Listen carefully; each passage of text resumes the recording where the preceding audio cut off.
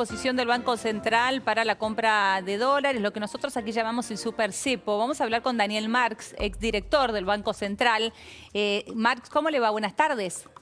Buenas tardes, bien, ¿cómo está usted? Bien, muy bien, muchas gracias por atendernos. Bueno, en primer lugar, como gran conocedor de cómo funciona el Banco Central, ¿cómo ve las medidas que ha adoptado el gobierno? Bueno, el Banco Central en realidad.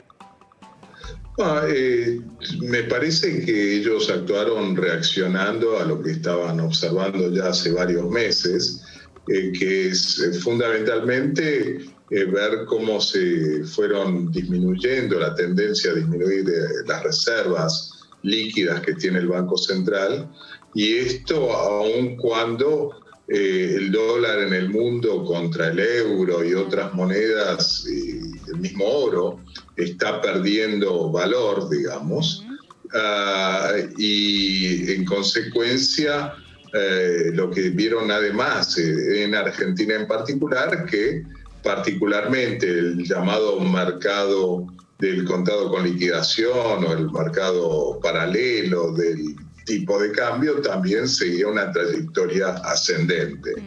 Entonces, dicen, antes que sea demasiado tarde, largan estas medidas.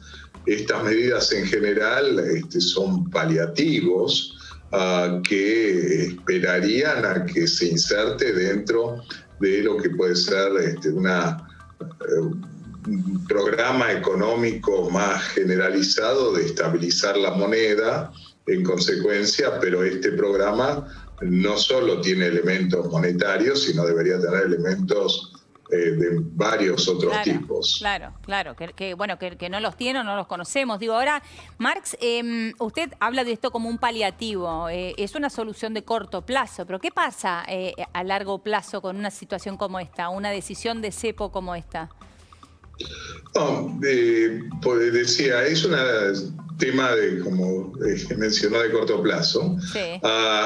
Y en consecuencia yo creo que tiene algún alcance, algún efecto en el poco tiempo, pero si no aparece el resto, bueno, la moneda seguirá estando bajo presión. Esto tiene consecuencias en los precios, tiene consecuencias también en la misma actividad económica, sí, porque no ingresan fondos y quedan postergadas inversiones, decisiones de consumo. Entonces, yo creo que lo que va a ocurrir depende de lo que se vaya a ir decidiendo y clarificando a lo largo del tiempo. Ahora, por su experiencia, digo, poner un cepo puede ser una decisión sencilla, pero sacarlo siempre es muy difícil.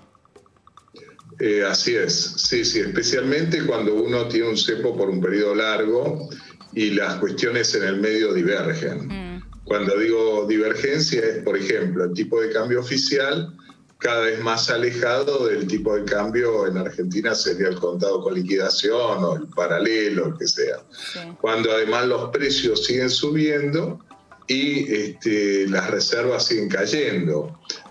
Si en cambio con un cepo o con algo equivalente uno tiene un contexto donde las cosas van convergiendo, ahí es donde es bastante más fácil sacarlo. Claro. Ahora, recién habló de la caída de reservas, ¿no? Que era el goteo que estaban viendo desde el Banco Central hasta tomar esta decisión que ya todos conocemos, ¿no? Como conocedor usted de cómo se trabaja en el Banco Central, ¿cómo se espera de aquí en adelante abultar esas reservas con una situación como la que estamos viviendo? Digo, porque hablamos también con los responsables de las exportaciones en la Argentina y esto también las desincentiva. Sí, yo creo que, bueno, para empezar hay una mala manera de hacer aumentar las reservas, que es generar una recesión muy grande. Esa no es recomendable desde ya. Sí. La otra manera es tratar de hacerlo en reactivación. Y esto es no solo tener un superávit comercial, sino también mucho que tiene que ver con los ingresos de fondos, o que no haya salidas, por lo menos. Y eso, bueno, ahí están contando los dólares, que los dólares la gente no los vea como refugio para sus ahorros, para empezar, sino que vaya confiando más en el peso y que haya inversiones, que la gente vea que hay oportunidades en Argentina, que hay una seguridad jurídica, un marco de referencia tal que las cosas que uno pone o quisiera poner en funcionamiento como un proyecto tienen sus frutos. Claro, pero bueno, no, disculpe, sí, con eso se frena la salida y se alienta el ingreso de fondos. Claro. Ahora, cada una de estas menciones que usted fue enumerando, digo, hoy no están pasando. Diría que a lo contrario, vemos que nos están alentando las inversiones, estamos viendo lamentablemente que algunas empresas deciden irse del país. Y por el contrario, esto que siempre en realidad deseamos eternamente los argentinos, que es que el peso sea más sólido y sea finalmente en algún momento nuestro refugio, no sucede. En la práctica, todos los argentinos que tienen algún pesito de más se refugian en el dólar, ¿no? Claro, bueno, por eso estábamos hablando hace un ratito de un paliativo a la espera que se den las condiciones que promuevan este tipo de funcionamiento económico. Y esa espera, digo, ¿de cuánto tiempo puede ser como para que realmente esto sea efectivo?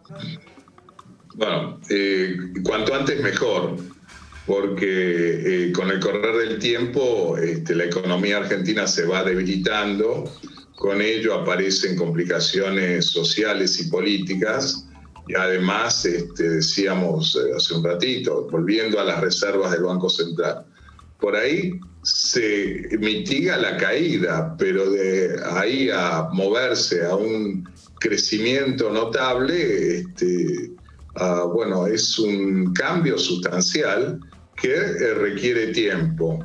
Y cuanto más alto sea el nivel inicial, mejor es el momento de lanzamiento. Claro, queda claro. Es decir, lo que se hace ahora es mitigar la salida, se frena ese goteo, pero el gran tema es cómo hacer que ingresen nuevamente reservas. Exacto, y que veamos en Argentina lo que habíamos predicado en algún momento, un lugar de oportunidades. Claro. Daniel Marx, siempre interesante hablar con usted. Muchísimas gracias. Gracias, igualmente, que vaya bien. Hasta luego. Buenas tardes. Y lo decíamos recién, ¿no? El presidente de la Nación convocó